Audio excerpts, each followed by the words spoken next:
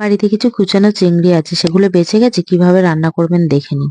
কিছু ফুলকপি কেটে নিয়ে ভালো করে ভেজে নিয়ে সেগুলো কিছুটা ভাজা হয়ে গেলে তারপর কুচানো আলুগুলো দিয়ে সেগুলো নেড়েচেড়ে ভেজে নিয়ে তারপর অল্প কিছু বেগুনও দিয়ে দেবেন, একসাথে ভালো করে ভেজে নেবেন একটু লবণ আর হলুদ দিয়ে। ভালো করে ভাজা হয়ে গেলে সেগুলোকে তুলে রাখবো। বেগুনটা একটু লাস্টের দিকে দিতে হবে, যেমন বেগুন নরম সবজি তো সিদ্ধ হয়ে যায় তাড়াতাড়ি। তারপর সেগুলো ভাজা হয়ে গেলে তুলে নিয়ে তার মধ্যে কড়াইয়ের মধ্যে আবার তেল দিয়ে এখানে কাঁচা লঙ্কা আর পেঁয়াজ কুচি দিয়ে ভালো করে ভেজে নেড়েচেড়ে তার উপর চিংড়িগুলো দিয়ে দেবো। চিংড়িগুলোকে আগে থেকে বেছে কেটে রেখেছিলাম।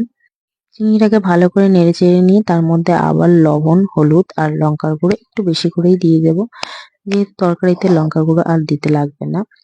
ভালো করে নেড়ে নিয়ে ভাজা সবজিগুলো আবার দিয়ে তার মধ্যে কষিয়ে নিয়ে পরিমাণ মতন জল দিয়ে ঢেলে নিলাম। তারপর ফুটে উঠলে সবজিগুলো অর্ধেক সিদ্ধ হয়ে গেলে কিছুটা জিরে বাটনা দিয়ে দিলাম। জিরে বাটা নিয়ে মায়ের অনেক সমস্যা আছে।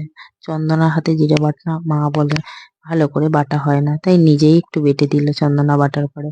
তারপর আলু সিদ্ধ আলুগুলোকে আমি ভালো করে ম্যাশ করে নিয়ে ভালো করে ফুটে আসলে একটু চেক করে দেখলাম, বেশ খেতে ভালো হয়েছে। ভিডিওটা ভালো লাগলে লাইক করো প্লিজ।